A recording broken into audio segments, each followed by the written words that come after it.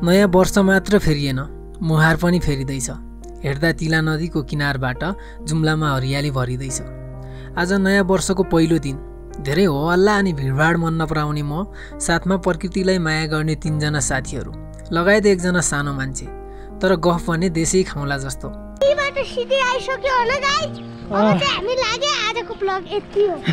हामी 5 जना मिलेर जाँदैछौँ जुम्ला विमानस्थलको सिरानीमा अवस्थित नेपालको झण्डा भएको ठाउँ। बजारदेखि नजिकै पर्ने भएकोले जुम्लामा आउने जो कोही पनि एकपटक पुग्नै पर्ने ठाउँ। यो ठाउँबाट पुरै खलङ्गा बजार देखिने भएकोले प्राय मानिसहरू सोही दृश्य निहाल्नको लागि आउने गर्दछन्। ठाउँ राम्रो छ भने यात्रा पनि राम्रै हुनेछ।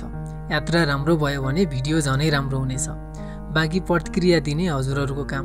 Hello and welcome back to my YouTube channel. Hope तपाईँहरू सबैजना सन्चै आरामै हुनुहुन्छ होला र म पनि एकदमै आरामै छु भन्नुपर्छ है। अनि सर्वप्रथम त सबैजनालाई नयाँ वर्ष 2082 सालको शुभकामना भन्दै नयाँ वर्षको दिनमा चाहिँ जे काम गर्यो त्यही काम चाहिँ राम्रो हुँदै जान्छ भन्ने कुरालाई चाहिँ मध्यनजर गर्दै चाहिँ हुनको लागि साथीहरू जम्मा भएर जाँदैछौँ। जुम्लाकै एकमात्र पुरै डाँडामा नै नेपालको झन्डा भएको ठाउँ अनि एयरपोर्टभन्दा अलि माथि एकदमै रमाइलो ठाउँ छ। चट्टो लगाएर त्यहाँसम्म जाऊँ, इन्जोय गरौँ, के रमाइलो हुन्छ सबै चाहिँ हेर्नु होला, साथ सपोर्ट अनि माया पनि देखाउनु होला है त। राम्रो लाग्यो भने मात्र फेरि ल। केटाहरू चट्ट लगाएर यहाँ चाहिँ यसरी आइसकेका छन्। कालो कालो देखिरहेको छ साथीहरू। यो चाहिँ हाम्रो गाउँबाट चाहिँ अब लागिसक्यौँ हामी। बाटै बाट बसबाट जाने जहिले बसरकै बाटो गयो भने भयो। ल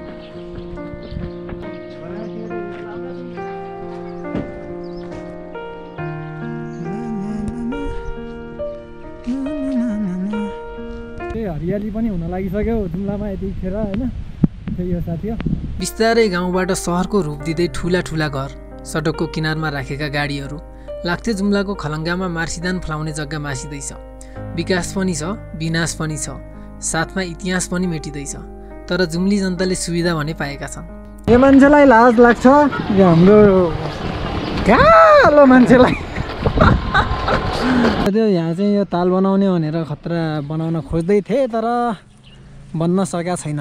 योभन्दा पछाडि चाहिँ हामीहरूको खलङ्गा बजार छ। हामीहरू चाहिँ तलबाट लागेर चाहिँ यो राजाको सिम हुँदै चाहिँ यहाँ के अरे झन्डा, हाम्रो नेपाली झन्डा भएको ठाउँमा चाहिँ जान लागेका छौँ। हो के खोला छ अरे? नाइका खोला छ। अनि यहाँ भयो, यहाँ चट्ट लगाएर अगाडितिर हेर्नुहुन्छ भनेपछि चाहिँ यो बन्न लागेको रङ्गशाला यहीँ हो। केटाहरू पुरा अगाडि गइसके। केटाहरू चाहिँ अगाडि गइसक्यो, म पछि अब भिडियो बनाउँदाखेरि ढिलो हुन्छ नि त, त्यो भएर चाहिँ पछि लाग्यो भने उता मातिर गयो भने कालेखोली चोकमा पुग्छौँ। कालेखोली चोकबाट एयरपोर्टको लाइन हुँदै हामीहरू चाहिँ त्यो के अरे एयरपोर्टको इन्डिङ पोइन्टमा चाहिँ भेट्छ, के अरे त्यो सिडीहरू भेट्छौँ माथि नेपालको झन्डा भएको ठाउँमा जानलाई। त्यहाँबाट चाहिँ अगाडि जान्छौँ हामीहरू।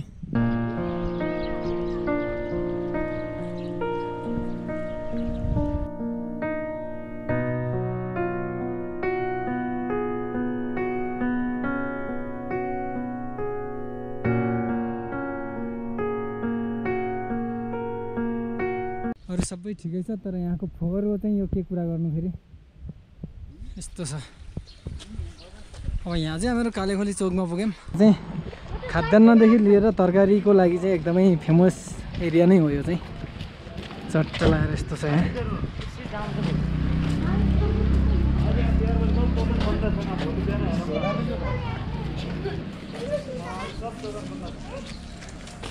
यहाँ आइसके फेरि आफ्नो थुप्रा नदेखाएपछि मजै नलाग्ने क्या फेरि। केटा यो 2 जनालाई चाहिँ प्रायः अल्छी लागेर कामै नलाग्ने भइसक्यो भने हो भने के छ सर चल्न सकिएला जस्तो छ? सकिँदैन। ल अब यहाँबाट अगाडि बढ्छौँ हामीहरू। यहाँ घरभित्र डोजर लुकाएको छन् क्या हो। केटाहरू तलबाट हिँडिरहेको छन्, हामीहरू माथिबाट हिँडिरहेको छौँ अहिले चाहिँ। ल ल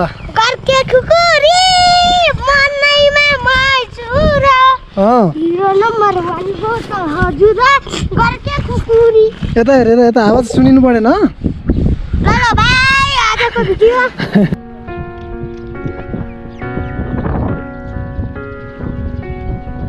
दुनियाँ पल्टिएला तर यो हाम्रो एयरपोर्टको बाटो चाहिँ बन्दैन कहिले पनि।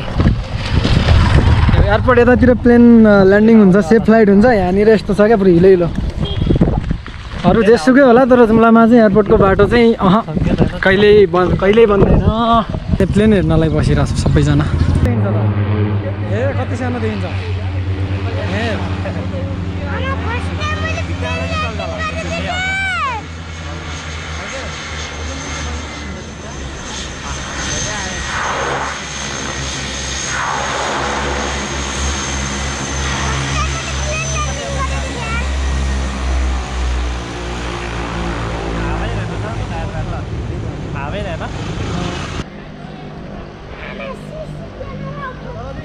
हजुर। अस्ति गएको बाइक ऐना चल्दा चल्दै ऐना गएको बाइक साथीहरू नयाँ भइगयो न फेरि बाइक। अनि बाइकको साउ हाम्रो दाजु सानो मालिक ल गयौँ बाइक।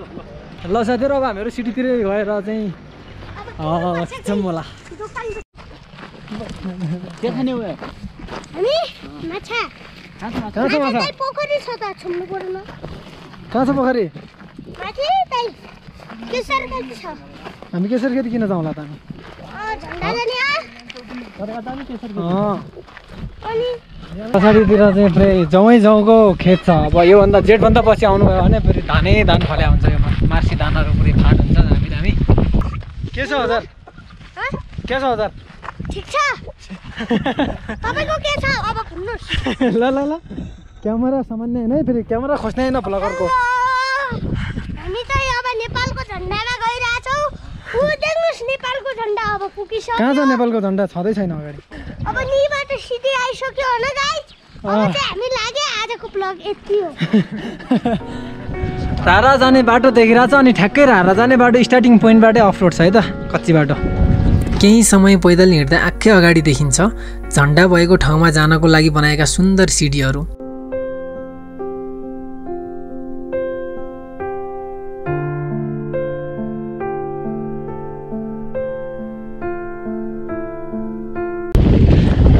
बाटो चाहिँ सिडी यस्तो दामी छ, मान्छेहरू झन् खत्तम छन् यहाँहरू।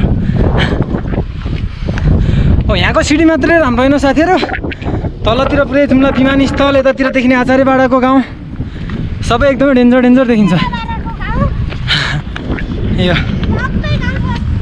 यो जुम्ला विमानस्थल भयो, चट्ट लगाएर यतातिर यो फाँटहरू भयो, यता धान जौ गहुँहरू लगाउने, अनि यतातिर चट्ट लगाएर खेतीयोग्य जमिनहरू रे यो भाइले भने।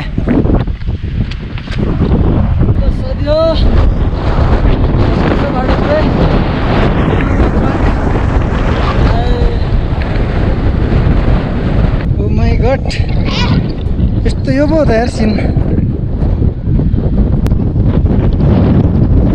दुनियाँको सबैभन्दा टपमा पुगिसक्यौँ कि जस्तो फिल भइरहेको छ मलाई त यार। साथीहरू पुग्नुपर्ने माथि छ, सिडी अझै सकिएको छैन। तल आएको सिडीहरू तल कहाँ देखिराख्नु भएको छ, कहाँ देखिराख्नु भएको छ। अब एकजना हिँड्न नसकेर त्यसलाई दम लागिसक्यो, गाह्रो छ जिन्दगी केटाहरूलाई।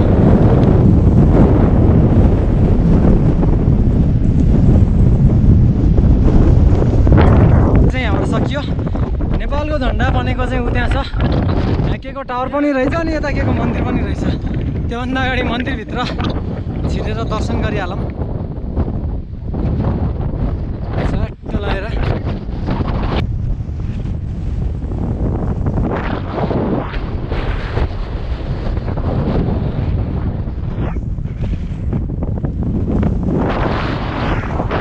पुण्डेश्वर थाक्नु भयो कि नै? हो, ठुलालाई जित्दिने अनि ठुलो मान्छेलाई पनि जित्दिने नथाकेर किन? म थाकिहाल्छ, आउनु अब।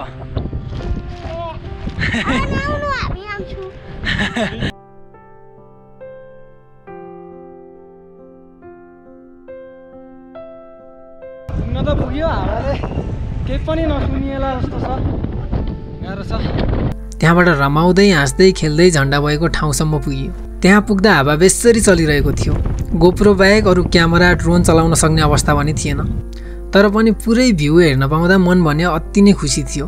यदि हजुरहरूमध्ये कोही यो ठाउँमा आउन चाहनुहुन्छ भने 11-12 बजेभन्दा अगाडि नै आउनुहोला। त्यो समयभन्दा पछि बेसरी हावा चल्नेछ र हजुरहरूले खोजेको जस्तो आनन्द भने लिन सक्नुहुने छैन।